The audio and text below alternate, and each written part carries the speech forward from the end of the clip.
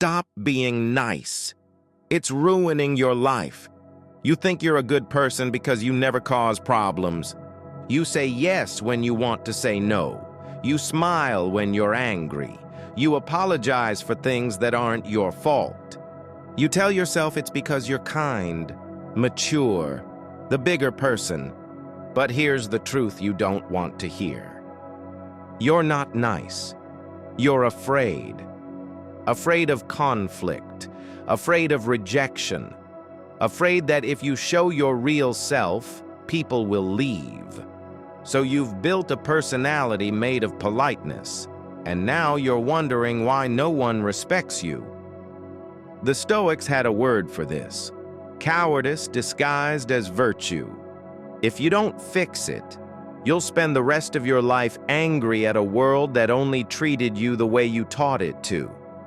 Your boss asks you to stay late. Again. You have plans. You say, "Yeah, no problem." Your friend cancels on you. Third time this month. You text back, "All good next time." Someone disrespects you in public. You laugh it off. Go home and replay it for hours. You're teaching people your time has no value. You trained them to treat you this way. And the worst part? You're doing it for you. Because saying no means confrontation. And you've convinced yourself being liked is more important than being respected. Marcus Aurelius wrote, "You have power over your mind, not outside events." You handed that power to everyone around you. You made their approval your master. You're trapped in a cage you built. Kindness and niceness are not the same thing. Kindness comes from strength. It's a choice you make because you can afford to be generous. Niceness comes from fear. It's a survival strategy. Seneca said, "A sword never falls on a man who is prepared to die." Translation? You can't be kind if you're not dangerous. A man who can't fight and doesn't fight isn't peaceful. He's harmless. There's no virtue in that. But a man who can destroy you and chooses not to? That's power.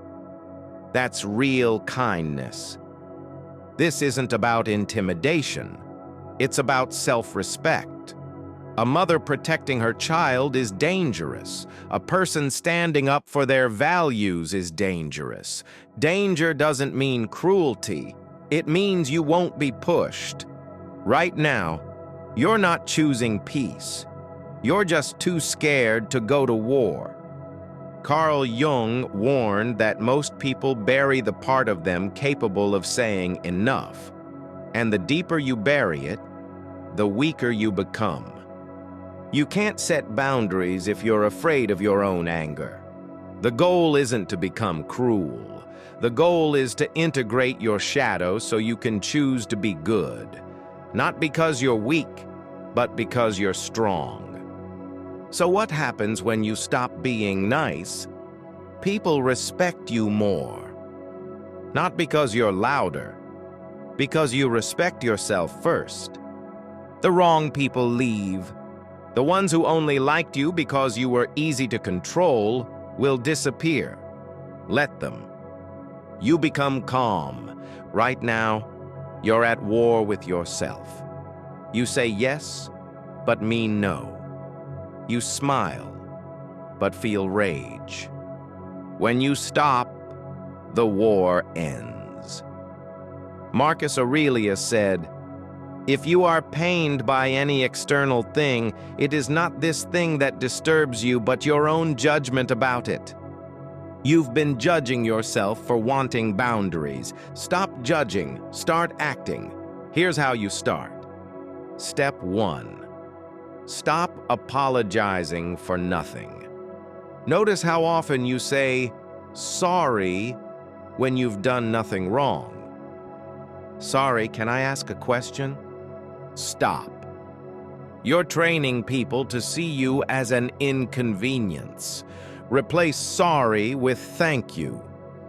Thanks for your time. Watch the energy shift. Step 2. Practice the one-word no. Someone asks you to do something you don't want to do. Say, no. Not no because, not I'd love to, but just no. You don't owe anyone an explanation. The moment you start explaining, you're negotiating. Stop asking permission to have boundaries. Step 3. Let people be uncomfortable. Someone gets upset because you said no. Let them sit with it.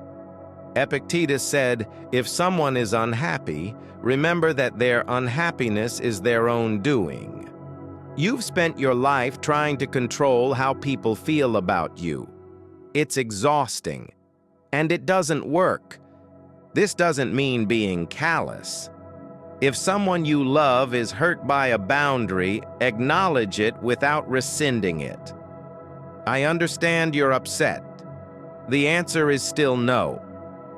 That's strength and compassion. Stop rescuing people from reality. Step 4. Speak less. Mean more. The less you talk, the more power your words carry.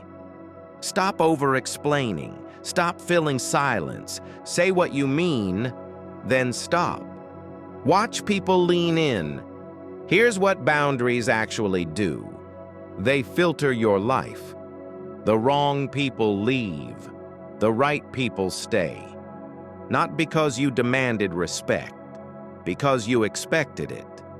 You stop collecting acquaintances and start building a circle that would go to war for you. 3 real friends beat 20 shallow ones.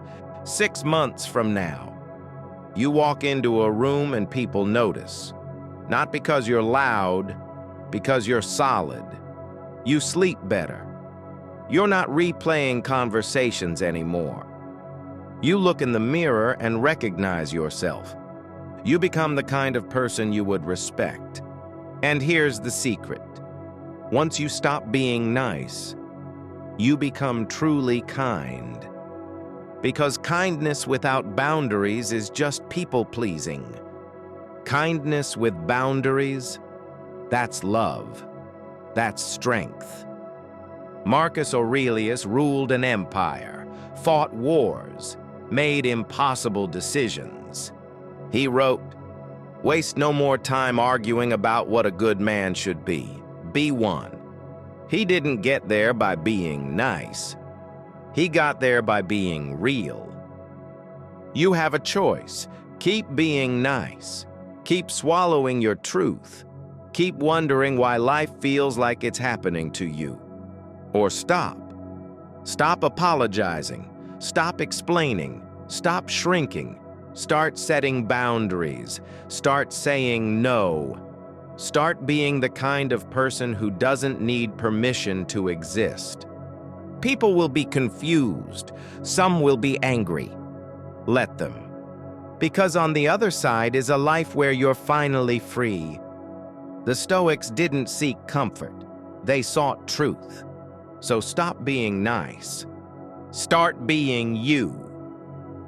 This week, say no to one thing you'd normally say yes to. Don't explain. Don't apologize. Just no. Notice what happens. Notice who respects it. That's your filter. I'll see you in the next one.